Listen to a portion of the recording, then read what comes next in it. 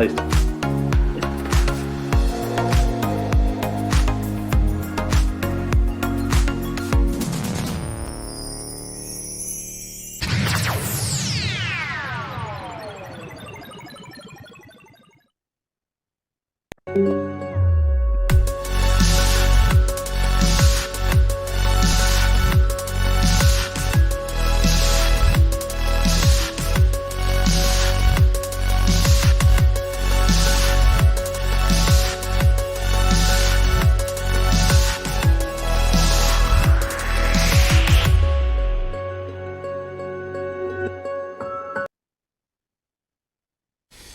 Muy buenos días, amigas, amigos, bienvenidos a Voces Azuayas, Derechos Urbanos, este día viernes 7 de abril de 2023.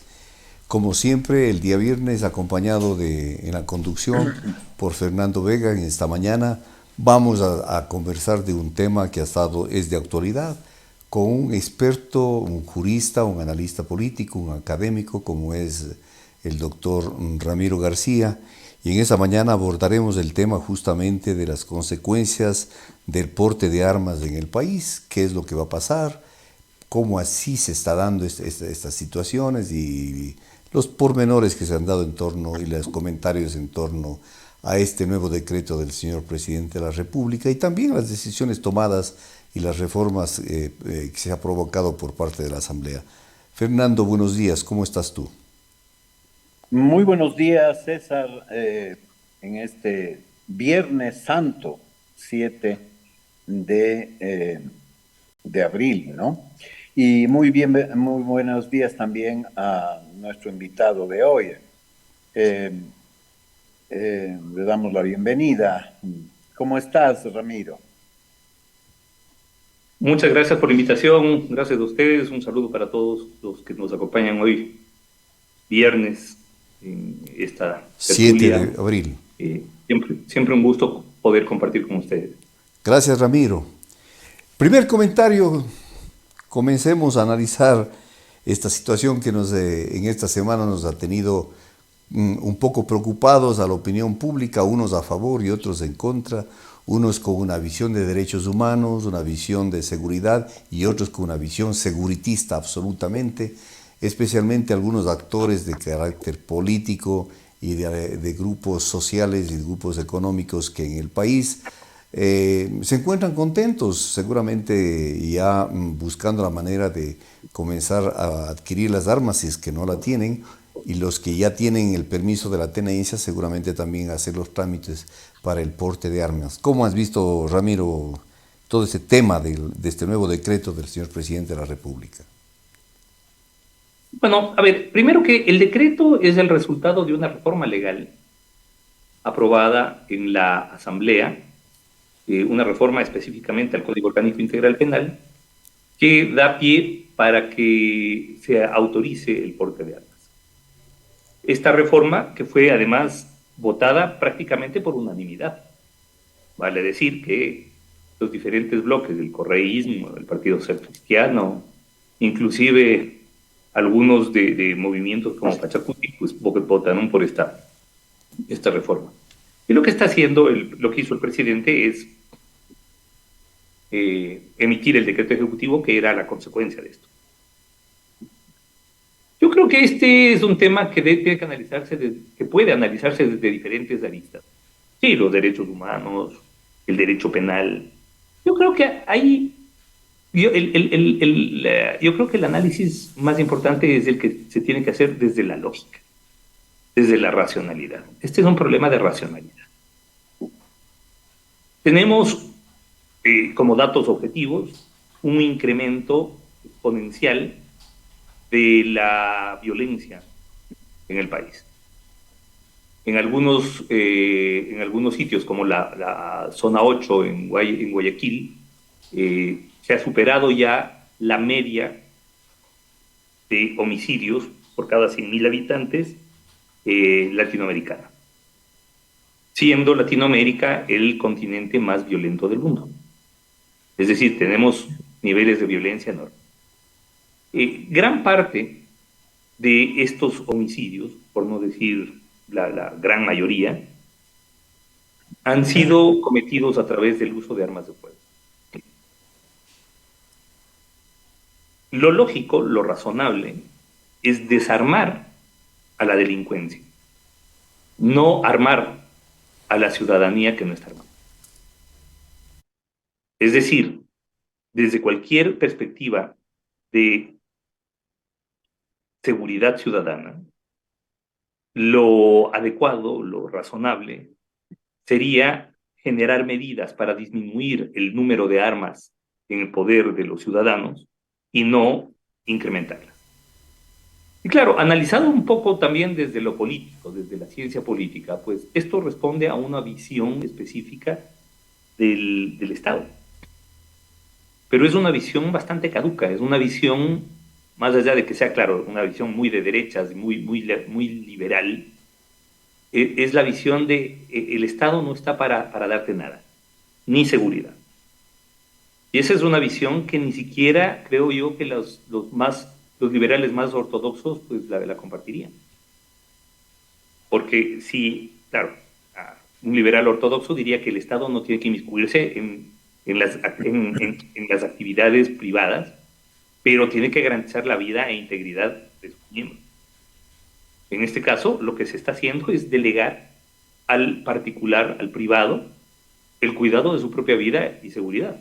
Lo que se le está diciendo es, mira, como el tema de la violencia y de la delincuencia nos ha rebasado, pues ahora te vamos a autorizar para que tú mismo te defiendas.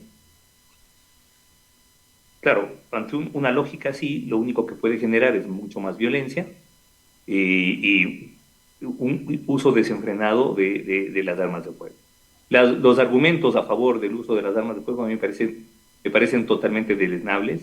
Creo que ya hay suficiente evidencia empírica con lo que pasa en Estados Unidos de lo que puede pasar cuando hay una sociedad que le apuesta al porte de armas y creo que, bueno, esa lógica, mejor dicho, esa visión no tiene ninguna lógica.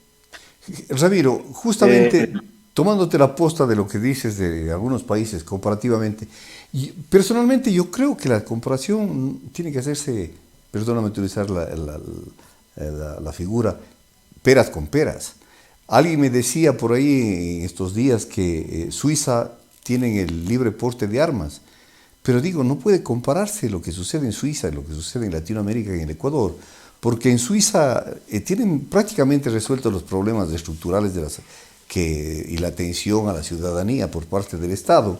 Por tanto, En Suiza, la en Suiza delincuencia, la están delincuencia es cerrando cárceles, mínima. porque Y si bien existe la posibilidad de portar armas, pero la gente no porta armas. Es más, las cárceles se van cerrando allá porque la delincuencia se ha reducido absolutamente. Entonces, si bien está establecido la posibilidad del porte de armas, pero la gente no necesita hacer uso de eso. exactamente. Oye, lo primero que tenemos que entender es que la violencia como fenómeno delictivo, es el resultado de la comisión de ciertos delitos. Es decir, nadie, ni siquiera los delincuentes más avesados de los grupos de criminalidad organizada, sale a matar por matar. Cuando matan, normalmente es dentro de la lógica de disputa de bandas, de disputa de territorios, de disputa del negocio, de disputa de sectores, y claro, muchas veces pues quienes realizan estos asesinatos a pedido son personas que ni siquiera han tenido ningún trato con la víctima. Es decir, la víctima, hemos visto que muchas veces está sentada en la mesa de al lado en un restaurante y se para el señor de la mesa de al lado y le pega 2 disparos al que está a punto. Así que estamos hablando de una violencia muy direccionada, que nada tiene que ver con digamos, con una especie de pulsión por asesinar, ni mucho menos, no. Como dicen en el Padrino, esto no es personal, un negocio. Y claro, matar se ha convertido en un negocio en Ecuador, como lo fue en su momento en los Estados Unidos. En Estados Unidos había una empresa que ya digamos, en el paroxismo de la violencia mafiosa, se llamaba Murder Inc. Es decir, se llamaba asesinato La compañía compañía. limitada, por decirlo algo, ¿no? Es decir, claro, era una fábrica de asesinatos a pedido, de sicarios, pero siempre dentro, o casi siempre, pues dentro de la lógica de la disputa de bandas. Ahora, ¿vamos a solucionar esto? Evidentemente no. Ningún arma legal que entre al mercado va a eliminar un arma ilegal. Y no es que los grupos de criminalidad organizada van a portar ahora armas legales. No, todo lo contrario. Porque además no les interesa que se sepa qué arma fue la que disparó la bala. Así que creo que además, escuchaba otros argumentos como que va a reducir la violencia doméstica. Eso es de los argumentos más idiotas que he oído, la verdad. Porque a las mujeres las matan en su casa, en su habitación, en su cama. Claro, las ahorcan, las acuchillan, las muelen a golpes. Y ahora, si es que la mujer saca un arma con permiso, pues le dispararán con su propia arma. No es que la esposa va a tener la posibilidad de decir, espérate, porque ahora ya tengo arma, entonces ya no me vas a poder maltratar. Eso no es así. Eso es desconocer la dinámica de la violencia doméstica, ¿no? Cualquier forma de dinámica de violencia doméstica. Así Eh, que creo que de las malas ideas que se le ocurrió a este gobierno, que han sido muchas, esta es una de las peores. Sí, eh, yo creo que además la forma de comunicar del presidente este decreto es populista y demagógica, porque en realidad de la teoría a la práctica, del dicho al hecho hay mucho trecho. Es decir, mucha gente está creída que ya va a poder armarse para defenderse y cosas por el estilo, y eso no es cierto, porque la cantidad de requisitos, de reformas, incluso de reglamentos, etcétera, eh, van a ser prácticamente inasequible al ciudadano de tercera, al ciudadano corriente, armarse, ¿verdad? Eh, Más todavía, la demagogia es una confesión tácita del fracaso del Estado. El hijo de nuestro difunto Rodríguez, del Felipe Rodríguez, está escrito algo sobre esta confesión del fracaso del Estado, ¿no? Que como tú dices, no puede garantizar ya y no quiere garantizar, renuncia a garantizar la seguridad de los ciudadanos, y es pues allá, este asunto es entre ustedes y los delincuentes, como se escapó en ese Twitter. ¿Quién habrá puesto ese Twitter malhadado? Pero da cuenta del espíritu que anima esto, ¿no? Me parece a mí que es totalmente demagógico, porque no dice lo que hace creer a la ciudadanía, está muy lejos de la verdad, ¿no? Muy lejos de la verdad. ahora, Eh, sí, sí, ahora Sí, yo o sea, de quisiera... alguna manera, a ver, cuando Sí, hablamos de populismo penal estamos hablando de medidas que tienen por objeto no la solución de los problemas penales específicos, sino la satisfacción momentánea de los requerimientos de grupos de la sociedad. Entonces, claro, todos estamos claros que tenemos un problema de inseguridad ciudadana muy fuerte. Todos tenemos en claro que ha habido una escalada de violencia que como no la habíamos visto nunca antes. Y, por supuesto, todos esperamos una respuesta estatal. Eh, yo creo que en sectores como educación o salud, y sobre todo en seguridad ciudadana, se espera una respuesta estatal. Y vemos que la respuesta estatal es, esto es entre ustedes y los delincuentes.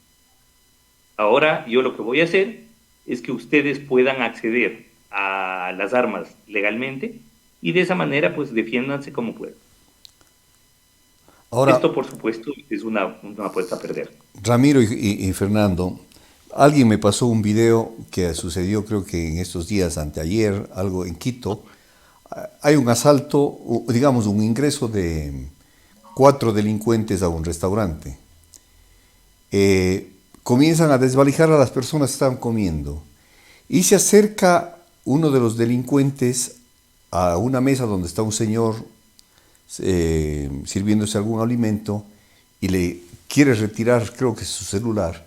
Y este señor se para como para impedir que lo haga, le pueda sustraer su celular, al parecer. Saca el revólver y le dispara. Es la única persona a la que le disparan. O sea, ¿con esto qué quiero decir? Generalmente el delincuente de estos delitos patrimoniales como el robo ingresa ciertamente con la posibilidad de disparar, pero ese no es su objetivo primario. Lo que está buscando es amedrentar. Y si con el amedrentamiento consigue su objetivo de llevarse el patrimonio de las víctimas, se da por servido. ¿Qué va a pasar ahora, mi estimado Ramiro y Fernando, cuando el delincuente esté consciente de que de pronto los ciudadanos pueden tener un arma? Y ante cualquier movimiento que haga el ciudadano, ¿cuál va a ser la reacción del delincuente? Va a creer que va a usar una arma, entonces se va a volver mucho más peligroso. Ahora ya no entrará con la predisposición de amedrentar nomás, sino entrará mayormente dispuesto a hacer uso letal de su arma de fuego y no solamente desde el punto de vista del amedrentamiento. Sí, totalmente de acuerdo. Sí, perdón. Sí, quería decir que entonces estamos en el oeste, ¿no?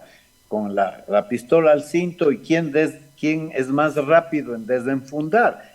Y claro, ahí el ciudadano tiene la de perder porque el otro ya ha desenfundado el arma, mientras que todavía el ciudadano tiene que desenfundar. Es decir, estamos en un escenario de lejano oeste, ¿no es cierto?, de película de pistoleros, donde incluso el ciudadano está, podemos decir, en desventaja respecto de Lucky Luke o de ¿cómo se llamaba el niño este terrible? ¿Cómo se llamaba? Jesse James. Billy the Kid, no, o sea, terrible. Ramiro, ¿qué opinión te merece eso del incremento de la peligrosidad de los delincuentes con esta situación? ¿Estás de acuerdo, no? El que existan armas, legales o no, interactuando en un espacio cerrado con un montón de gente en la mitad, obviamente va a generar un incremento exponencial de la posibilidad de que se generen víctimas colaterales. ¿Verdad? O sea, es lo peor que podría. Imagínense, a ver, yo estoy con mi esposa y mi hija de 2 años y medio en Cuenca, y de pronto entran a asaltar y a algún Boy Scout de estos se le ocurre sacar el arma, y vamos a estar en la mitad de una balacera.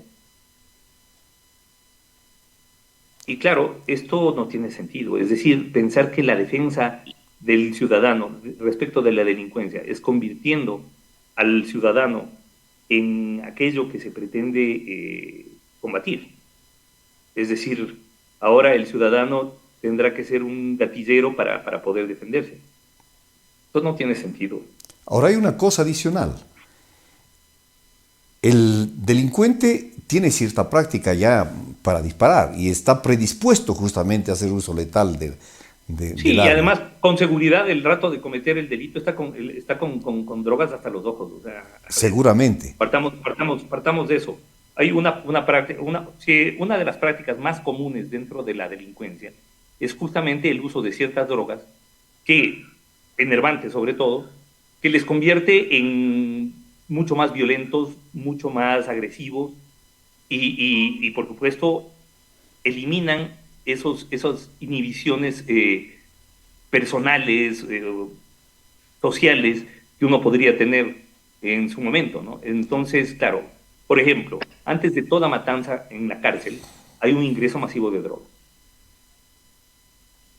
Increíble. Porque eso les permite eliminar todo freno que en condiciones normales pues uno tendría, ¿no? Y por eso es que vemos que juegan pelota con la cabeza de los muertos, los desmembran antes de matarlos, bueno, es decir, una causa de terror. Entonces, una persona que está bajo efectos de sustancias, que además tiene experiencia, no solamente tiene experiencia en disparar, tiene experiencia en situaciones de extrema violencia. Porque una cosa, a ver, una cosa es saber disparar. Una cosa es disparar en un polígono, a un objeto inanimado, y otra cosa es disparar a una persona. Entonces, Exactamente. claro, esa es la experiencia que tiene el delincuente y que no la tiene ni siquiera un campeón olímpico de tiro. Ni la misma policía. Claro, Ni la misma entonces, policía porque... claro, para quienes de alguna manera hemos estado cerca, por ejemplo, de las artes marciales, una cosa es entrar a un polígono, a un cuadrilátero, o entrar a una jaula de artes marciales mixtas, a sabiendas de que algún momento van a parar las cosas. Y otra cosa es agarrarse a golpes en la calle. Entonces, eso es un poco la misma lógica que se va a aplicar acá, ¿no? Entonces, claro, una persona puede saber disparar muchísimo. La pregunta es, ¿sabe disparar a personas? ¿Está Y dispuesto a está matar? a hacerlo. Está dispuesta a superar esos frenos, digamos que culturales, que impiden que uno haga daño como primera opción. Porque quien está bajo sustancias y además quien entra a delinquir, sí está dispuesto. Entonces, Pero claro, es un tema muy complicado, ¿no? Mucha gente morirá con la pistola en el bolsillo, ¿O con la pistola en la mano sin poder, sin o atreverse con a la pistola disparar? en la mano claro, pensando si dispara o no dispara. claro. Eh, yo pienso que efectivamente matar a un hombre, matar a otro ser humano, tiene un umbral antropológico, ético, psicológico, ¿no? Que romper ese umbral para convertirse ya en un asesino a sueldo o en serie si tiene algún problema psíquico, pero aún dentro del espacio del negocio que tú has mencionado de las mafias, se necesita ya haberse deshumanizado a tal grado, y a esa deshumanización contribuye la droga, ¿no? Para poder actuar por encima de ese umbral humano, ¿no?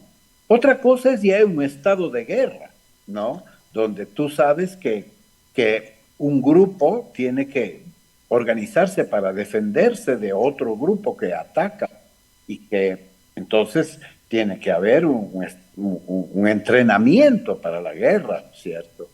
Entonces, acá los ecuatorianos, si esto se implementara, que no se va a implementar, creo yo, como la gente cree, tendríamos realmente campos de entrenamiento de uno y otro lado para matarse mutuamente, ¿no es cierto?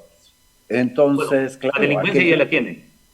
¿qué? Además, claro, la delincuencia ya la tiene. A Ya ver, la en tiene. Esmeraldas se descubrió que existe escuelas de sicarios. Ujú. Es Así es. decir, escuelas en donde practican todos los días disparar y disparar a personas, donde además estamos hablando de muchachos que muchos de ellos ni siquiera cumplen la mayoría de edad. Es decir, todas las inhibiciones y los frenos, las pulsiones que podemos tener los mayores ya por una madurez psicológica, pues tampoco la tienen. Sumen a eso una desesperación por actuar. Hemos visto que en Esmeraldas hay chicos de 10 y 13 años que están cometiendo delitos de asesinato a policías. Es decir, no, Claro. no, no estamos hablando de cualquier cosa. Fernando y Así Así Ramiro, es. que, vamos a hacer Y un... vemos Fernando, que el entrenamiento es deficiente porque claro, casi todos los Fernando, muertos vamos a tienen hacer un un disparo en pequeño la corte. cabeza. Fernando y Ramiro, vamos a volver para seguir conversando con ustedes en esta mañana.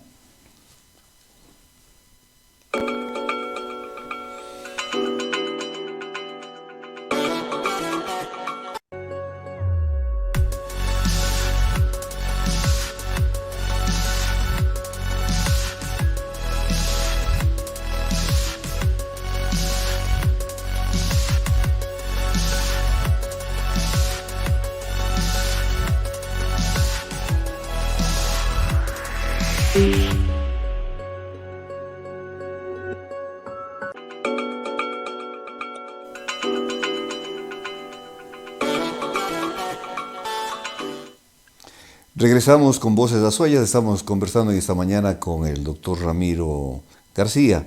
Efectivamente, estos frenos y estas inhibiciones también es fruto de irse despojándolas en base al entrenamiento, como dice Ramiro y Fernando. Desde niños comienzan con esta situación, entonces para ellos ya luego es una cosa de todos los días. Pero para un ciudadano que no está realmente preparado para matar, sino simplemente tiene el afán de defenderse, No sé si en determinadas circunstancias, cuando se enfrenta a estos riesgos, pueda hacer el uso para el que él creía que podía tener y portar un arma, ¿no? Pero además, César, además de eso, eh, no sé, se me van las ideas, pero algo quería decir sobre lo que tú estás diciendo.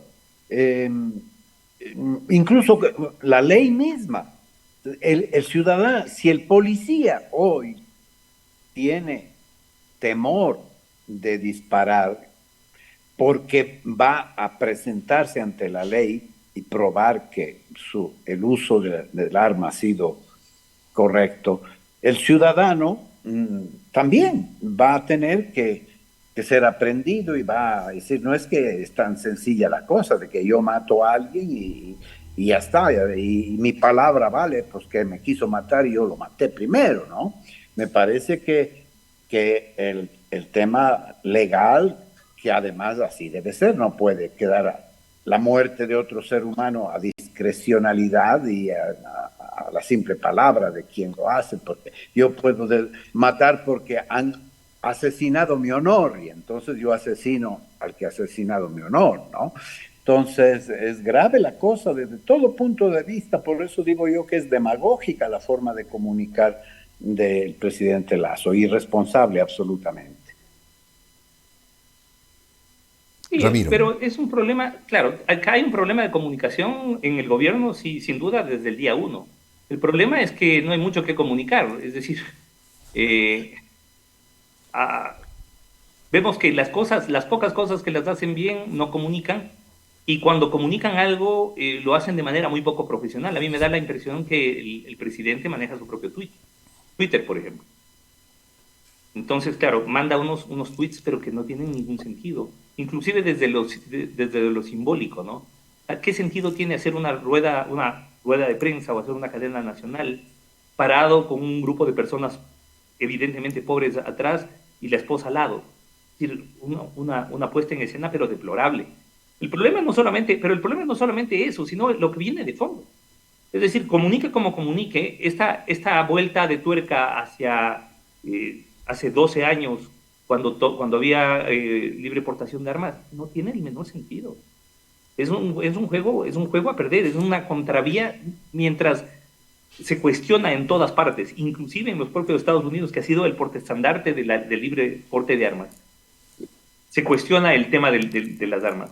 Pues acá de la noche a la mañana hemos decidido regresar al problema cuando tenemos el mayor índice de homicidios violentos, de muertes violentas, en los últimos 20 años. Entonces, claro, esto resulta como querer apagar un incendio con gasolina. Exactamente, exactamente. Y hay una cosa, la ciudadanía a veces pide estas medidas que se tomen en el país.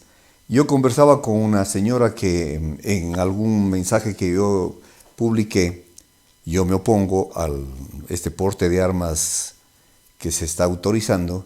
Ella se oponía a esto, me decía que estaba de acuerdo con que la ciudadanos pueda portar las armas. Yo le pregunté, ¿usted sería capaz de portar el arma para disparar? Ah, no, dice que los otros maten. Yo no estoy dispuesto a matar. O sea, que los otros hagan el favor de cuidar la seguridad, pero yo no. O sea, ustedes ármense, vecinos, para que me defiendan a mí, pero yo no me defiendo, yo no voy a hacer uso del arma para nada. O sea, hay un egoísmo que el otro sí se mete en el problema, como decía Fernando, luego que tenga que estar justificando que hizo un uso legítimo de la defensa, pero las personas normalmente, creo que el 90% de los ciudadanos que están a favor del uso y del porte de armas, el 90% no quisiera usar el arma, sino que sean los otros, el vecino, los amigos, que ellos sean los que, como se dice acá en la sierra, nos den matando al delincuente.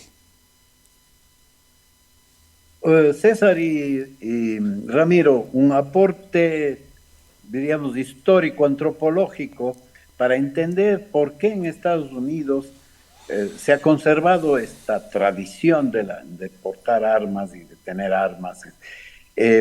Creo que proviene de la historia del propio Estados Unidos en su conformación como Estado.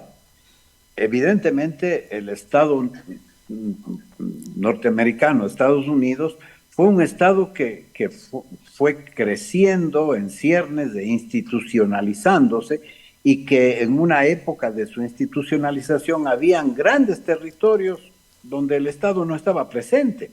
Y entonces, pues, ahí regía la ley de la pistola, ¿no? Pero una vez que el Estado se ha ido construyendo, ha quedado esta especie de trauma arqueoantropológico de la formación del Estado, pero nuestros estados nacieron más como fruto de la independencia de un Estado, se desgaja de otro Estado, y por lo tanto donde existía el uso exclusivo de la fuerza por parte del poder, ¿no? Aquí nunca hemos construido un Estado a balazos, entonces no tenemos esa tradición. Bueno, a ver, los Estados Unidos consagran constitucionalmente el porte de armas desde el inicio, pero pensando en los ingleses. Es decir, los destinatarios de las balas eran los ingleses, que supuestamente los invadirían para recuperar y volverlos a someter como colonia. Eso fue el espíritu original de la introducción de esta norma en la Constitución. Que luego, además, porque sin duda el tema de las armas, sobre todo, y eso también hay que dejarlo claro, es un negocio. El negocio de la muerte es tan o incluso más rentable que el de la droga. Entonces ahorita muchos importadores, entre comillas, deben estar frotándose las manos porque se les abre un mercado brutal. Mucha gente va a comprar armas, los que puedan pagársela, por supuesto, porque además de esto no es para todos, es un producto bastante suntuario, pero bueno, habrá muchos que quieran, que lo soliciten, y claro, esto va a generar ganancias por millones a mucha gente. Y como donde está la plata está la corrupción, no se abriría con esto un nuevo filón para la corrupción. Pero por supuesto, ahorita el mercado, así como el mercado de cédulas y pasaportes se debe a la desestructuración institucional del registro civil, el mercado de los permisos de porte de armas va a generar también un montón. Es decir, esto va a generar digamos que un nicho económico muy importante y muy atractivo para muchos sectores. Así que este no es un problema solamente filosófico de tenemos derecho a armarnos y a defendernos de la delincuencia armada, sí o no. No. Ahí también hay el tema del negocio. Negocio que con seguridad se va a dar.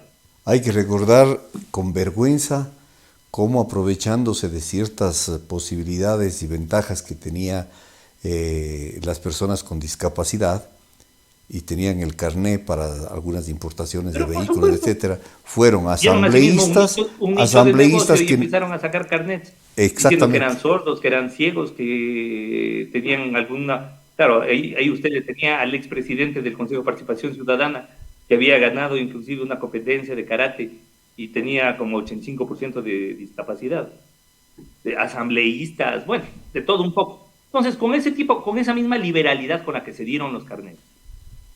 Pero si carnets porque además dicen, no, pero es que va a tener licencias de conducir. Pero por favor, a gente que es plenamente normal le ponían 80-85% de discapacidad y había que hacer pruebas médicas para eso.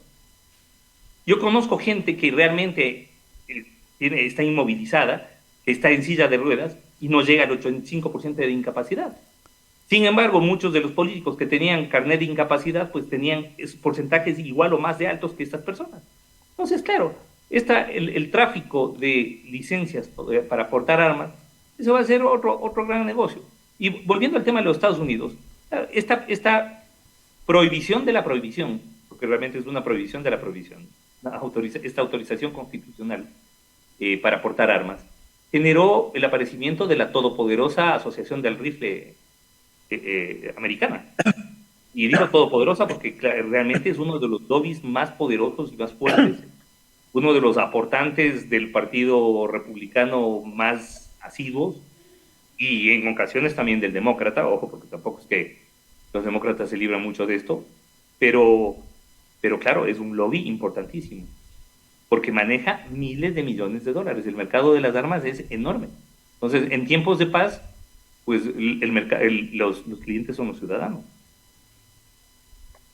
Tremendo, tremendo. Realmente estamos viendo un panorama que se avisora sombrío en lo que va a pasar en el incremento. Una figura que usó Ramiro hace un momento es muy decidora. O sea, estamos queriendo apagar el fuego con gasolina. Vamos a generar una espiral permanente, increciendo de violencia que sabemos cómo comenzó, pero no sabemos hasta dónde va a terminar la situación del país. Y lamentablemente en pocos meses, o cuando ya tengamos estas armas en manos de los civiles, vamos a ver las consecuencias y ahí nos lamentaremos. Ahora, claro, esta decisión tanto de los parlamentarios, yo creo que era para ponerle entre la espada y la pared al presidente, y el presidente les devolvió la misma jugada. Bueno, accedo, y claro, quedan bien, coquetean con el sentimiento atemorizado de la ciudadanía, y si se hace una encuesta, seguramente el 75% tal vez de la población, me atrevo a dar un porcentaje, estará a favor de esta decisión. Entonces, no porque Yo no estaría esté tan de acuerdo seguro, la César. mayoría, Yo no estaría debe tan actuar un gobierno sensato desde el punto de vista demagógico. Bueno, yo creo que, a ver, primero, un gobierno sensato no habría apoyado una reforma como esta, para empezar. Segundo, creo que un gobierno sensato no habría viabilizado el tema a través de un decreto ejecutivo. Y creo que una muestra de sensatez, claro, si ya se equivocaron, sería dar el paso atrás y derogar ese decreto. No lo van a hacer. Esto es un guiño de ojo a una ciudadanía desesperada por seguridad. Y claro, esto es populismo penal. Porque claro, populismo penal, como muchas de las otras, Y como muchas de político, las otras reformas. populismo político y penal. Sí, por supuesto. Lo que pasa es que el populismo penal siempre es político. ¿Por qué? Porque el populismo penal se basa en un discurso del peligrosismo y de la seguridad. Y nos vende la idea de que la seguridad se construye sobre menos garantías de debido proceso, sobre más penas a los tipos penales ya existentes, y en general sobre medidas de control y seguridad ciudadana. Y esto no es así. Entonces, claro, el problema es que buscamos en el sistema penal las soluciones a un problema que es social y básicamente socioeconómico. Si ustedes van a la cárcel, van a ver que el 99.9% de los que están adentro pertenecen a un solo grupo socioeconómico, el más deprimido. Y si ustedes van y revisan por qué razones esa gente está ahí, verán que el 70% de los delitos que se procesan son pequeño porte de pequeño tráfico de sustancias prohibidas y pequeños delitos contra la propiedad. Que claro, que esos pequeños, que esa delincuencia, esa pequeña delincuencia, además resulta súper violenta, por supuesto que resulta súper violenta. Entonces, claro, si es que vemos la composición socioeconómica de la cárcel y analizamos cuáles son los delitos por los cuales está esa gente ahí, tenemos que, de fuerza, pues, preguntarnos y reflexionar de si estamos persiguiendo el delito o la pobreza. Y lo lógico, pues, obviamente, será debatir si la solución al problema del delito estará dentro del sistema penal por la vía de más cárcel o menos garantías procesales, o por el porte de armas, o más bien por la reducción de los niveles de inequidad socioeconómica que resultan simplemente insoportables en el Ecuador. Cuando yo era muchacho, no me acuerdo en qué museo vi un cuadro, era la cara de una persona vomitando por la boca un río de armas, cuchillos, pistolas, toda clase de armas. Y se llamaba, el cuadro se llamaba Catarsis, ¿no? Desarmarse. ¿Cuándo empezará el Ecuador un proceso de catarsis, de desarmarse, no solo en las élites que ejercen una violencia social y económica sobre los pobres e incumplen sus deberes para con una sociedad más justa y distributiva, ¿no es cierto? Cuando los políticos haremos haremos una catarsis de toda sus, su batería, de todo su arsenal de mentiras, de insultos, odiosidades, etcétera, ¿no? Cuando incluso quienes nos sentimos ofendidos podremos atrevernos a luchar contra el mal, haciendo el bien. Por algo hoy quisiera mencionar eso, además en honor a mi pasado. Viernes Santo se lee aquel texto en el cual los discípulos de Jesús están dispuestos a defenderse con la espada y Jesús les dice, vuelve la espada a la vaina porque quien a hierro mata, a hierro muere, ¿no? Entonces este karma de la violencia, que si se responde con violencia, crea más violencia hasta que, como yo digo, entre israelitas y palestinos, se siguen matando el uno al otro hasta que los dos últimos firmen la paz de lado y lado. Ojo por ojo, diente por diente. Sí, es un retroceso hacia... En este momento estamos viviendo, a ver, lo que pasa es que, ojo, el problema de la seguridad ciudadana es que por parte del gobierno no es que no hay un plan B, no hay un plan A, no hay plan. Había evidentemente una fe ciega en el mercado, expresada en que una correcta política macroeconómica podría generar bienestar hacia abajo, generar emprendimiento, generar empleo, el goteo. Y ese goteo desde arriba hacia abajo, pues generaría también mejores condiciones sociales y de seguridad ciudadana. Claro, esa fe irracional en el mercado, pues le ha pasado factura a este gobierno. Los hechos, lo fáctico, ha sido una demostración de que esto no funciona así. Más bien es al revés. La inseguridad ciudadana la ha generado, entre otros factores, también inestabilidad política. Esa inestabilidad política ha generado inestabilidad económica. No solamente que no ha venido inversión extranjera, sino que la inversión nacional se está yendo, y no hablo de la gran empresa ecuatoriana. Estamos hablando de la panadería que cierra porque ya le vacunaron, porque prefiere cerrar que trabajar para los grupos de criminalidad organizada. Estamos hablando de un país que tiene un riesgo país por las nubes, cuando han sido muy ortodoxos en el manejo de la política macroeconómica. Entonces, sí, y el problema es que, bueno, a ver, ya, se equivocaron. El lío es que no se ve, primero, que reconozcan la equivocación, y segundo, que exista algún plan para dar un giro de 180 grados a la política, sobre todo a la visión que tiene el gobierno respecto de lo público. Yo creo que ese, por ejemplo, es un debate que ya en otras latitudes se ha superado. Tanto la derecha como la izquierda en Europa, por ejemplo, ya no discute la necesidad de tener una educación pública de calidad. Ya no discute la necesidad de tener una salud pública de calidad. Ya no discute la necesidad de que el Estado garantice la seguridad ciudadana. Ya no discute que el Estado tiene que garantizar una adecuada vialidad. Esas cosas ya no se discuten. Acá no solamente que se discute, sino que hemos regresado al momento en que, bueno, si quiere defenderse, pues defiéndase usted mismo. Si quiere educarse, pague a la privada. Si quiere curarse, vaya al hospital privado con lo que le cobre. Entonces, sin inversión, porque aparte de eso, tienen tan trastocada la visión sobre la realidad, tal desconexión con la realidad, que salen orgullosísimos diciéndonos que tenemos las mayores reservas internacionales de la historia. Y uno dice, oiga, ¿cómo podemos tener las mayores reservas internacionales de la historia y a la vez tener un sistema de salud pública donde no hay nada?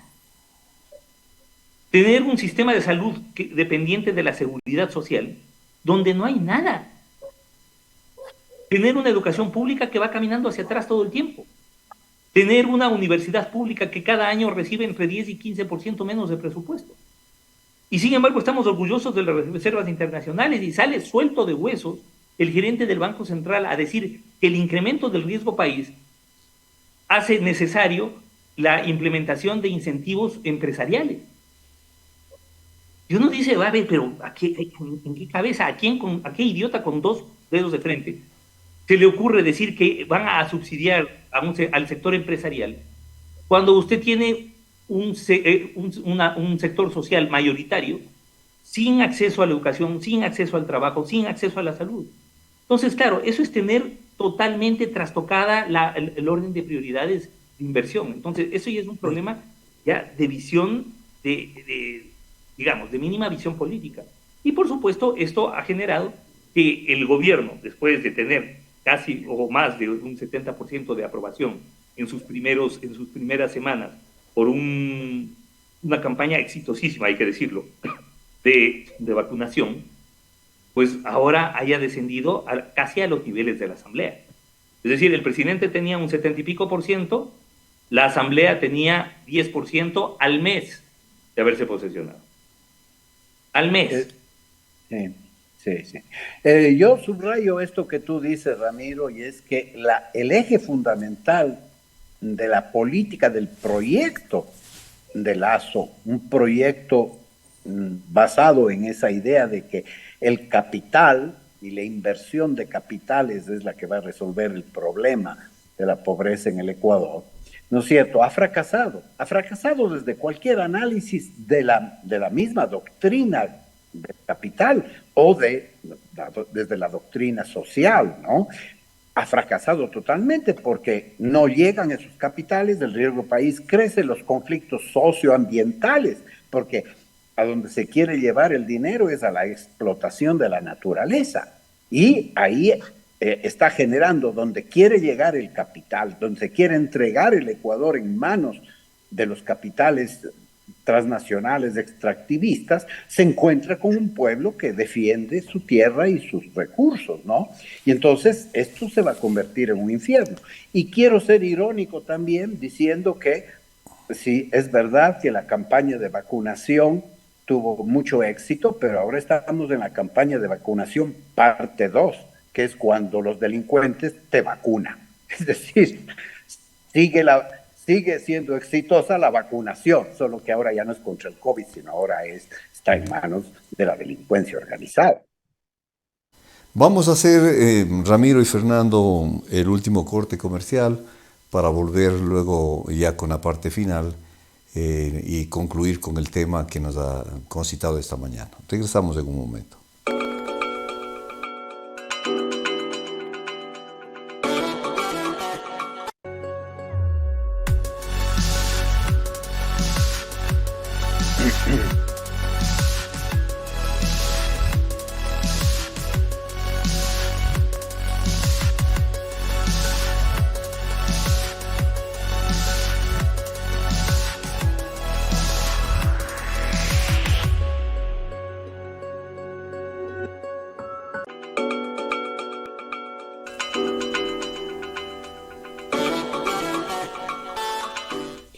Regresamos con Derechos Urbanos y Voces Azuayas en esta mañana conversando con el doctor Ramiro García.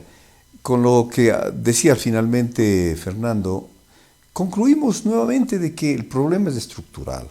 Mientras la juventud, no la misma de Suiza ni de Estados Unidos, la juventud ecuatoriana no tenga posibilidades de trabajar porque el desempleo cada vez es mayor, mientras la salud, la educación, etcétera, estén soletas, y la educación y los jóvenes tampoco puedan ingresar a la universidad, etcétera, y las únicas posibilidades de supervivencia sean pues inmiscuirse en estos problemas de narcotráfico, etcétera.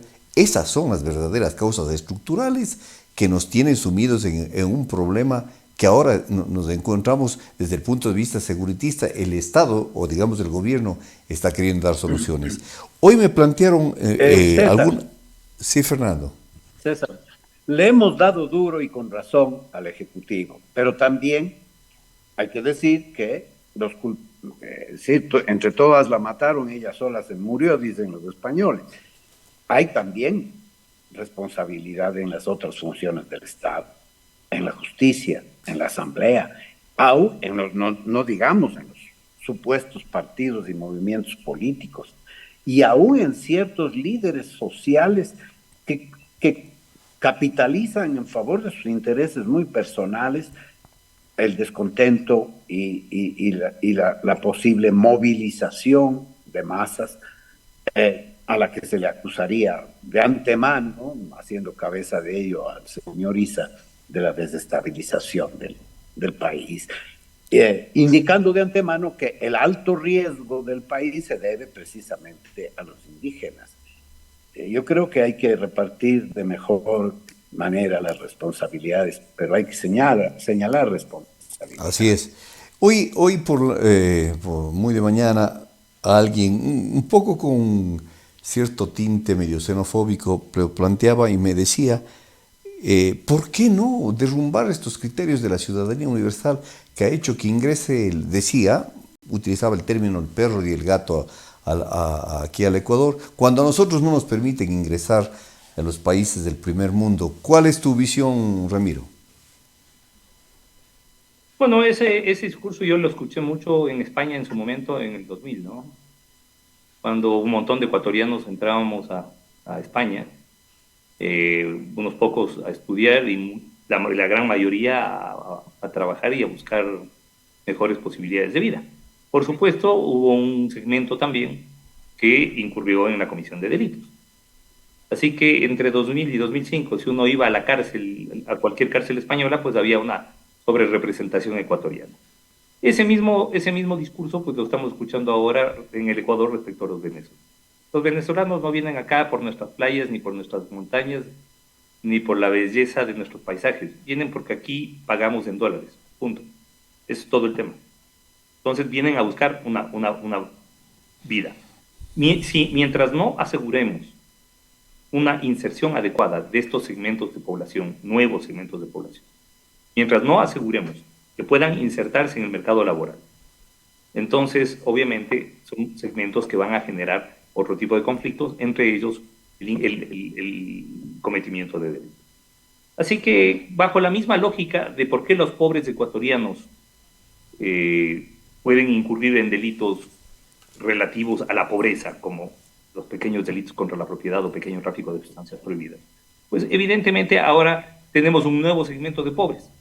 Hemos importado un grupo de pobres, hemos importado pobreza, y ese nuevo segmento, pues obviamente encuentra en la criminalidad y en la criminalidad organizada, pues su nuevo es vulnerable y proclive desde su vulnerabilidad. Sin embargo, otra cosa que creo que hay que dejar claro, César y Fernando, es que dentro de esta ausencia de planes de seguridad, se habla de la delincuencia como que fuera un todo. Y claro, ni siquiera hay una segmentación, porque no es lo mismo la criminalidad organizada del narcotráfico o del sicariato que la criminalidad de calle, del asalto de esquina o del asalto a cafetería, a restaurante, que son cosas totalmente diferentes. Tampoco es lo mismo la criminalidad organizada que está detrás de todo este sistema de vacunas.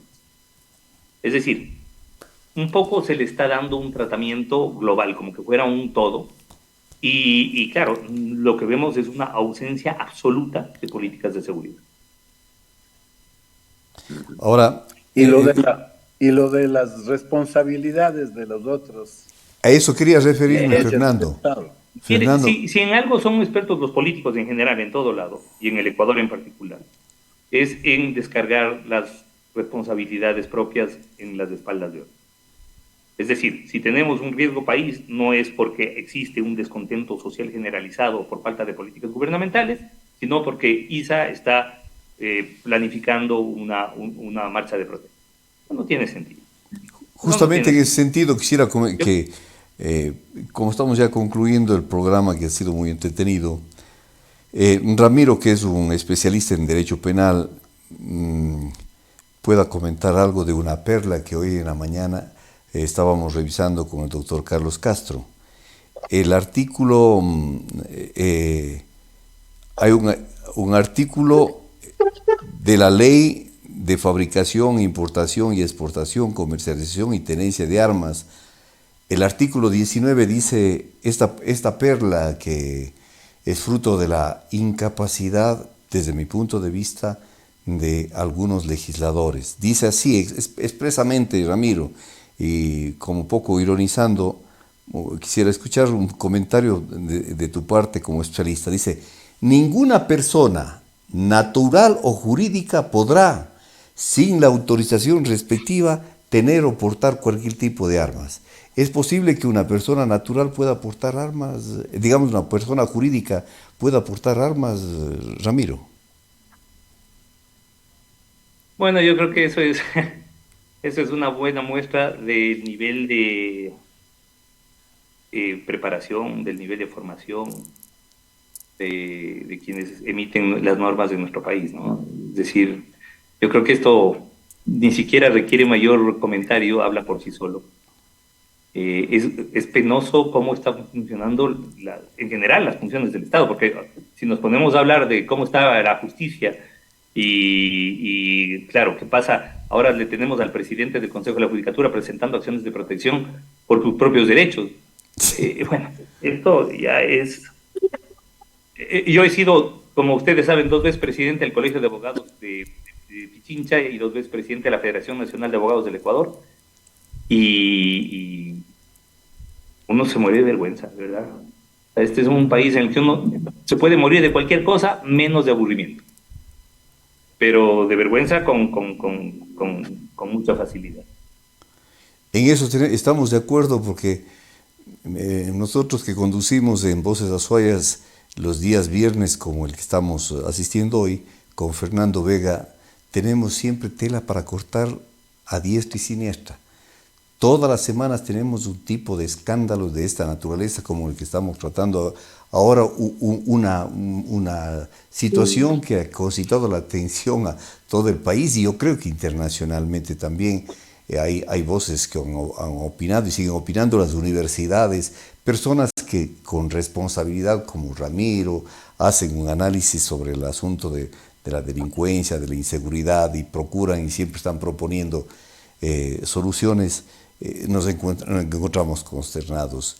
En esta fase final, tu aliento, algo que nos pueda levantar a la esperanza en este día Viernes Santo, investigador Ramiro, para concluir con nuestro programa. Tras de este Viernes Santo habrá un domingo de gloria.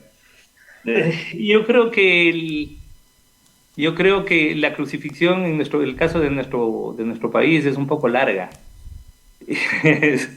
Pero espero que al final podamos ver la luz, ¿no? Al final del túnel. Yo creo que esta es una fecha para llamar un poco a la conciliación, porque ese es el otro problema que tenemos como país. Aparte de que somos irresponsables, somos desordenados, encima de eso, pues estamos mega divididos.